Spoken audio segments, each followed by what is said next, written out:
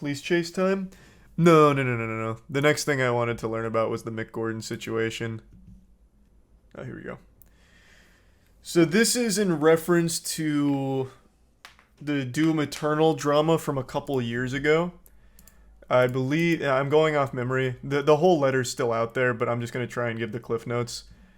Going off the top, I believe Mick Gordon was accused of like not finishing his work on time or being difficult to work with, and just basically saying that he was just not a good experience and didn't get anything done that they asked him to. And that was accepted by the majority of people for like 2 years. Even I remember reading that and I was like, damn, that sucks. And then Mick Gordon never gave his side of things until a couple days ago, where he released this absolutely massive write-up full of receipts to prove that it wasn't him. It was 100% the Doom Eternal team. More specifically, Marty Stratton. Why did he wait? I don't know. We'll have to read it, I guess. So here's the open letter that he's referencing. This was like the bombshell.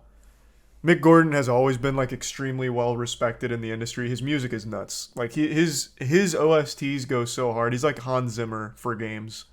That's such an awful comparison because their music is nothing alike. But I'm talking about prestige. Like if you slap Mick Gordon's name on a game saying that he's working on the soundtrack, people will buy it just for that. So when this came out, a lot of people were really disappointed to learn this side of Mick Gordon. But it turns out all of that was just kind of wrong. Okay, so like I said, I haven't read through it, so we'll blast through this to get the full scoop here. I saw this as an important talking point for a lot of people. Apparently, after he made this post, after he like brought all of this out, he then tried to bribe Mick Gordon into not talking about it with a 6-figure settlement, which is kind of huge. Yeah, there's even a table of contents here. Holy shit. Oh my god. Holy lord. One of the game's key features was music that closely matched gameplay, so aiming to produce finished music for levels still months away didn't make sense. I agree, that sounds kind of nonsensical. If they're asking you to make music to match the gameplay, you'd need to see the gameplay. Okay, so this all seems like they wanted him to do something that really couldn't be done without them also providing the material, which they weren't receptive to. Wanting him to make music to levels they didn't have and didn't give to him. Have they responded to this yet? Not yet. I'm curious. I mean, they're going to have to. I'm curious what Marty's going to say.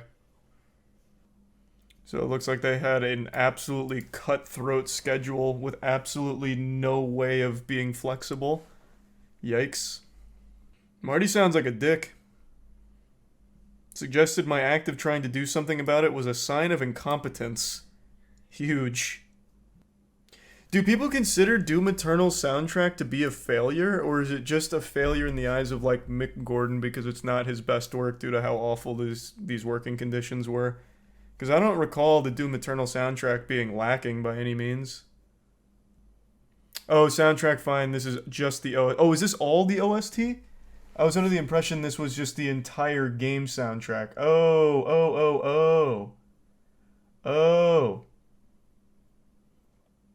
This just sounds like absolutely terrible working conditions then. So unrealistic expectations and an unwillingness to actually provide the materials that they needed to, leading to impossible.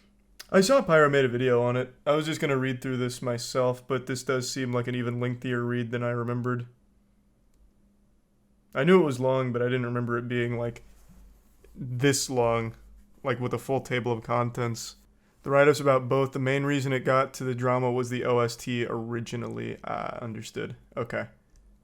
So then it really is just, like, an absolutely full write-up on the entirety of the situation. Yeah, I know Pyro just made one on this. Man, this is huge. He really came out here with the claws. Man, Marty must feel so fucking dumb right now. Yeah, I know there's a too long didn't read, but I'd rather someone that did read it also break down as well. So that way I can at least have a decent scope on the situation and then read it all on my own. So haven't been paid, huge. Bro, I need to see what Marty has to say. This is kind of a crazy TLDR here. What the fuck? Thanks for resub, Ironic and Chris.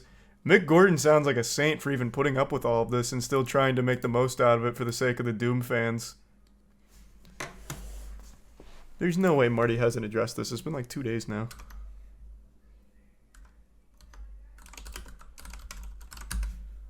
He's a big time Redditor. Surely he's karma farming right now.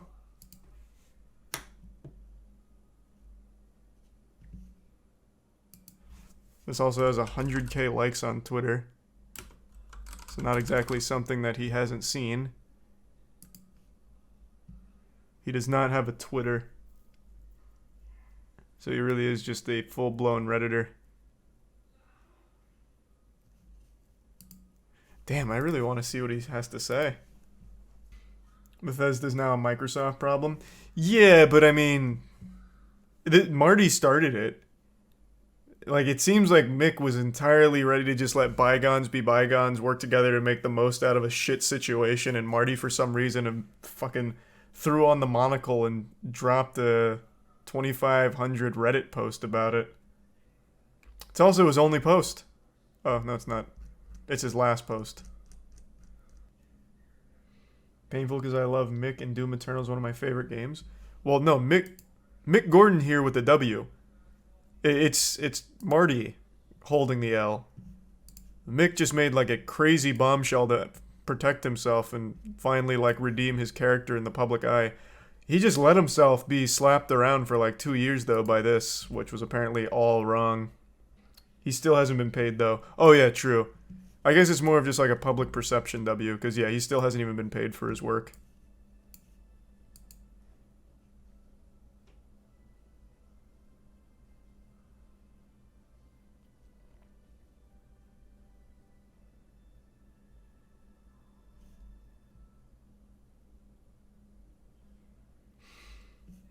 You see the prank channel you made a video on responded to you? Yeah, that's probably one of the worst responses I've ever seen.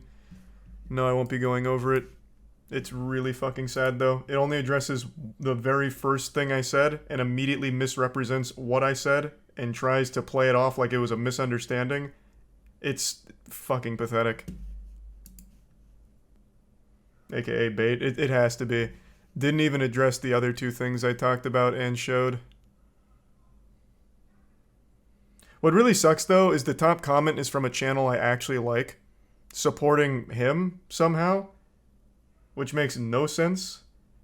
That was the only thing that actually just got under my skin, because the top comment is a channel I actually had respect for. Thanks to the Prime Jest Man. No, I'm not going over the channel or anything. I don't want to lead like a witch hunt against him or anything. That was never the point. Yeah, of course I've seen the AI generated video. The AI has been so nuts recently. Did the top comment at least make some kind of point? No, the top comment was, Charlie watched 2 videos and decided to hate. Lol. Which literally couldn't be further from the truth. I watched like all of his pranks. And then just chose 3 of like the ones that stood out as really shit. Like Turbo Ass. I don't know. Reading that just hurt though, because I actually liked that channel. Who tanked that Insulin company? Just some random person on Twitter who paid for the verification. It was fucking amazing. We were going over that in the beginning. That shit is so good. It wasn't just the Insulin company, it was Lockheed Martin too. Yeah, the fake Twitter accounts are amazing right now, man. Elon wasn't wrong. Comedy is back on Twitter. And it is costing companies billions. It's amazing. Did Twitter pay for verification as live? Yeah, you probably didn't know about it because only 100,000 people signed up to it. So it was a fucking flop. And of those 100,000 people, the majority of them did it just to troll companies. It was amazing. It was 60,000? I read 100,000. So I'll meet you in the middle. Somewhere between 60 and 100,000 people signed up. So a colossal flop. 800k a month is not good, people. Well, everyone knows that. Wait, what? No one's saying that that's not a flop. That is one of the biggest flops I could have imagined. I thought there'd still be at least a couple million signing up for Twitter Blue. 100,000? That's doomsday. That's 800 grand a month off of pretty much their only revenue stream at the moment since so many advertisers pulled out.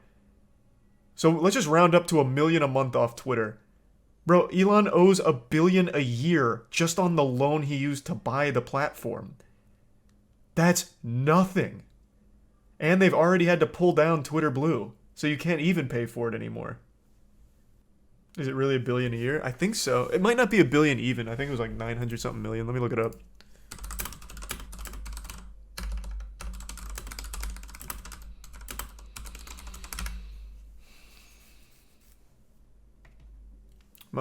Musk pledged to provide $46.5 billion in equity debt financing for the acquisition, covered the $44 billion price tag. Fuck, where was the article I was reading about it? Shit. They laid it out really nice and clean. It was something like that. If it wasn't $1 billion, it was close to $1 billion a year. Fuck, I'd have to look around for it. Maybe it is in here.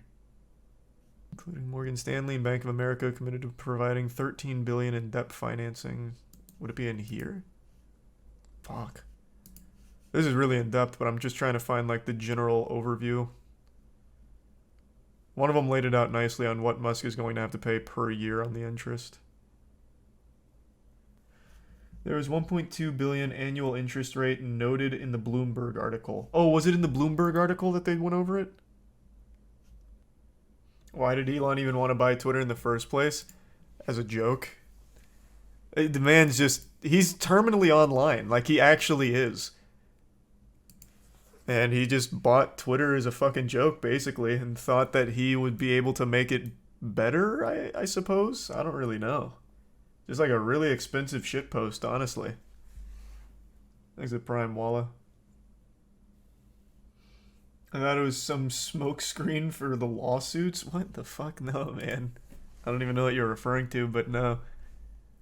The man is just addicted to being on Twitter. So he got it in his head that it was a good idea. I mean, I really think it is that simple.